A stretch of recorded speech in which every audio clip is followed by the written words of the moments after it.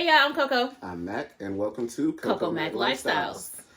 So, in this first installment of Coco Mac Lifestyles, we figured we would give you guys a glimpse into our poly life. Now, time out, disclaimer time. This is what works for us. There are a multitude of ways to be poly. This is how we do it. No, Montel Jordan. So again, if you want to tussle in the comments, sure, I might leave you on red this time. I don't know, but just don't try me. Okay. So initially, when we began our relationship, we had, Coco had a second partner, and we essentially practiced kitchen table poly. Mm-hmm. We were all very active to an extent, and we communicated regularly, kept up with each other, made sure everybody was as comfortable as we could be. I feel like there's merit to that approach. Mm-hmm.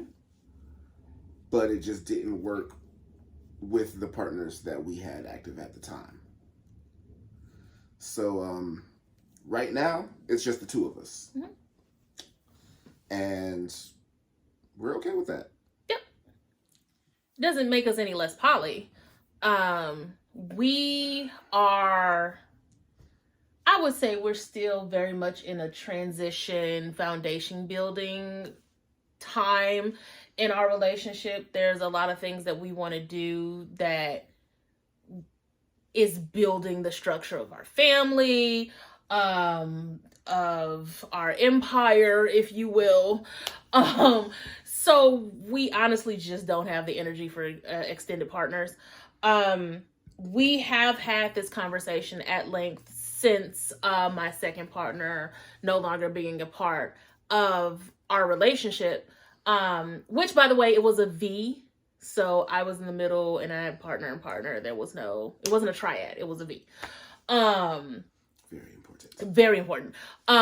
So because we're in a very much transition phase of our relationship, we're not closed. We are always open for like play partners and stuff like that. But we have decided that actually extending ourselves romantically, that's on hold right now. Yeah, so the thing I think about poly life is a lot of people walk into it automatically assuming it's always going to be a man, 2 women, 3 women, whatever. And it's not really about relationships, it's about sex. Right. And don't get me wrong, we like to have a good time. But I think at the end of the day, what's important to understand is that polyamory means many loves. Mm-hmm. So it's understanding that we're capable of loving more than one person, and we don't have to adhere to the idea that because I choose you, you have to be the only person I choose. Right. And vice versa. And I mean, honestly, as I'm pansexual, so the idea of only, one gender, it's not going to work for me anyway. But it's weird. It's not weird. Whatever. So I'm pansexual, but I'm heteroromantic. So, or at the very least, I will say that when it comes to my romantic relationships, I prefer cis or trans men. And when it comes to just having a good time, I'm having a good time, But I feel like there's such a double standard when it comes to being poly, whereas the norm is a man with many women, and then if a woman has just 2 men, there is such a stigma where the men are seen as less than and like the woman is a thought or whatever, and it's just beyond me. Like I have literally seen on social media the idea that and it's called polyandry, for a woman to have more than one male partner. And I have seen us be considered selfish because there's so many children without fathers, and there's not enough men to go around, and it's stupid. Yeah. Like the idea, like, do what you do. If you want to be a woman who is in a relationship with a bunch of other women and one man, by all means, enjoy that. However, if you feel the need to put somebody else down for their choices, it almost nullifies or voids your opinion about whatever it is. Because the idea that I'm selfish because your child's father ain't in their life, you hear how that sound? And listen, y'all, I make this face so many times a day. But am I wrong? No, you're not wrong. That is the point I like to make. So when it comes to the experience that we've had thus far being poly, the way that wind up transitioning, and ultimately what we would like, we have decided that it's not necessarily polyandry. It's more so, is it a quad? I feel like a quad could be an example of a dynamic that could work for us. We've also discussed open polyamory, mm-hmm. and I feel like that could also work for us, mm-hmm. but easier to attain, less preferable, in my personal opinion. Right. Essentially, a perfect situation is we would find another couple, and, you know, I would date the male in that couple, he would date the female in that couple. We would all have a great time. Extremely rare. And it just is what it is. Otherwise, you would have a partner, I would have a partner. Ideally, I would prefer somebody who already had a partner. This is where the controversy comes into play, because we believe in primary or nesting partners. We plan on getting married and like building a family, and that family is always just gonna take precedent. Like the family will come first, which is why we kind of prefer that other people have primary or nesting partners, to where there's never a need for competition or like, you know. Yeah. The stigma behind hierarchical relationships is totally understandable. Mm-hmm. Because a lot of people do it in a very toxic way. But I think, you know, if you're in a situation where you have a primary partner and a secondary partner, and your secondary partner also has a primary partner, nobody has to feel like a second fiddle or feel left out or feel like they aren't good enough or whatever, you know, the case may be. Right. So at the end of the day, you know, it might be controversial, but, you know, that's my wife. Exactly. We got kids. We have things that we have to take care of first and foremost. Right. And I feel like that, again, that works for us. And I feel like it makes sense, even if it's not your thing. I feel like that makes sense. Right. I think what a lot of monogamous people see in poly people is sexual chaos. For one, which is not, it's not. But they also see it as, oh, that's just a legit way to cheat. It's not. It's not. Like, now I know there are people who literally have like a web of partners, and this person connects to that person, and this person and that person, and then those people mess with each other, and like, we all on Facebook, so we all have seen it. You know what I'm saying? I'm not gonna hold you. The first thing that came to mind was Trapped in the Locker. Don't you start with me. That is like, that's your thing, and you be quick. You be quick to just jump to Trapped in the Locker. Right. Anyway, we not gonna do that. Top quality content right there. I love you. Good. So, you ain't going nowhere. That's all I got is I love them. But there are people who are in like this conglomerate of partners, and monogamous people see that, and they're just like, you just out here hoeing. Like, there are people who have genuine connections with all of these people. I feel like they're more solo poly than anything, you know. And then there are people who weaponize being poly. You know, they tell people, oh, I'm poly, and me and my partner don't have to tell each other about what's going on. That's more often than not, because I'm not going to say always, but that's more often than not a red flag. Yeah. I mean, but there are actual... There are. Don't ask, don't tell poly relationships. That ain't for me. No. Because I don't care how safe you're being. I need to know. I absolutely need to know. I need to... Look, I'm a detective. I need to know who I'm being adjacently associated with. I need to know. But that's just me. But I also feel things like...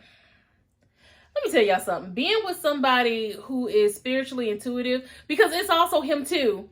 Like, I will never understand people who try to do things when they're with somebody who's intuitive. We are always going to know. Yep. And if we don't know, Spirit's always going to make sure we get the tea at some point in time. Through the strangest of means. Man. Another story for another day. Boy, when we drop that story, yikes on bikes. I love y'all. We gonna get to that. It's gonna take a while, because like, if we gonna drop that kind of tea about ourselves, we gonna need some more subscribers. So if you guys want that story, I'm gonna need y'all to tell y'all friends to subscribe before we drop that tea, because that's gonna be like 4 parts. Anyway, let us know how you guys feel about being poly in the comments, by the way. Are you poly? What kind of style of being poly are you? What works for you? If you guys have any questions for us, I'm going to tell y'all, like I say it all the time, don't be trying to tussle in the comments, because I tussle back. Don't tell me to press the button yet. I wasn't going to tell you. I was just, because I saw it. I saw the look in your eye. Okay. He be wanting me to just shut it down when I start acting up. Go ahead. Okay. So one thing we did do when we were in our poly dynamic, we had family meetings. We always considered ourselves to be a family. We're in this as a partnership, even though, you know, they weren't together. Again, it was a V poly, but we all constantly communicated with each other, and we were very open about each other. And we would have monthly family meetings, and, you know, to discuss how everybody's feeling, you know, what kind of progression we're having, the plans that we have now as a couple, were plans that we were talking about when we were all together. So, you know, equal input and all of these things that made a difference to our entire dynamic. Because essentially, even though technically you were in a different state, we were all together. We were all going to be in the same place, right? And I feel like even once we start a new poly relationship, that's important to me. Yeah. To just kind of have these monthly check-ins with everybody, just to make sure we're all on the same page. Right. We're all moving towards the same goal. Right. Now, I will say that from my experience, I don't feel like one partner should, how can I say this? If a part of a poly situation is on the decline, like let's say if you had an additional partner and it's not really working out between you two, I shouldn't feel like I should insert myself in that relationship so much I shouldn't be the one fighting to keep you guys together. Right. And I feel like that's also very important because, you know, as that part of my relationship was on the decline, you never really inserted yourself to the point where, you know, you were the bridge trying to pull us back together. And I feel like that's important because that in itself can create a strain between us. And that's the last thing that should ever be. Like, I'm a big proponent of love hard but hold no attachments. Like, when it's time and spirit is telling you it's time to detach from this person, it's time to detach from this person. And I feel like that transition didn't impact us because of the level of communication we had and because you were so hands off from it. Of course, he was there to support me and he was there for me, you know, as I worked through my own healing, but he never inserted himself in that relationship to where it turned into stress for him. And I think this is the first time we really talked about it. Never really thought about it, to be honest. Yeah, and I want to say I appreciate you for that. Because it was very easy, too. We were all friends. Like, they were friends before I became friends with Christian. And it just... My name is Mac. Mac, I'm sorry. Mac. Press the button.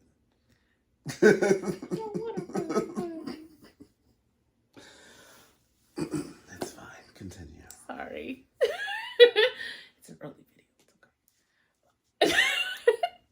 But we were friends after they were friends. And so there was just a level of camaraderie there. And it's very easy for that situation to turn into you feeling like you have to play peacemaker. And I definitely appreciate you for not doing that and just being there to support me as we kind of let things run this course. And I feel like that's something that should absolutely be a staple in a poly relationship, is that, you know, if the relationships are separate, to like keep them separate and just kind of be there and support your partner through whatever. Absolutely. There's also a very kind of awkward energy that comes with supporting a partner through a breakup. You know, it's very easy to see your partner being heartbroken over somebody else and see that as a reflection of you, or feel like it's a detachment from you. So, you know, you have to be very mindful that just because they are dealing with, you know, their heart's attachment to somebody else, it doesn't take away from their attachment to you. And that is that's my lesson for the day. That's a really big lesson, though, because it's very easy to internalize. Yeah, you were right. Okay, internalize or like become self-centered about that situation where it's like, I know this is not about me. This is about you grieving a relationship that is separate from me. Like, honestly, y'all, like, being poly is not for the weak. Like, there's a lot of things that you have to unpack. I remember when we first started, there was a lot of things that I had to unpack simply because with my previous partner, we were open. because I was very firm, like, I don't see how I could ever, like, absolutely, love two people. I don't mind having fun, but, like, to actually extend my heart in more than one place, I couldn't fathom it. And then somebody, was like, hold my beer, So it took a lot for me to unpack and really try to understand the feelings that I was feeling. I didn't understand them at first. And it's very easy to get so wrapped up because, before we actually became a poly relationship, you had a partner as well. I did. And so watching you go through your transition and your healing from that relationship, even though I wasn't your partner, I was very much invested. And I cared for you deeply. So it was like, I have to make sure this is not about me. This is literally about me supporting you even before we were officially in a relationship. And that was a lot to unpack because it's like showing support for you and being there for you and still making sure that I was there for my partner and being attentive and being there for him. And so it's a very, you go through a lot of weird emotions when you first start, a poly lifestyle. And I feel like we've gone through so much so quickly. But I feel like we're in such a healthy place. Yeah. With how we've managed everything and just really where we want to set this up going forward. And I'm happy to do life with you. And, Good. Because you don't have a choice. You stuck? You stuck too. Where you going? Over here. Boy, you gonna play? Why he playing in my face like this? It's 22 minutes. Press the button. Like, subscribe, and share for more. As we go in depth with all different, scenarios of being poly. And we're also going to have talks about BDSM because that is also another layer of our relationship. So, Coco Mac Lifestyles, get into it. Bye, y'all.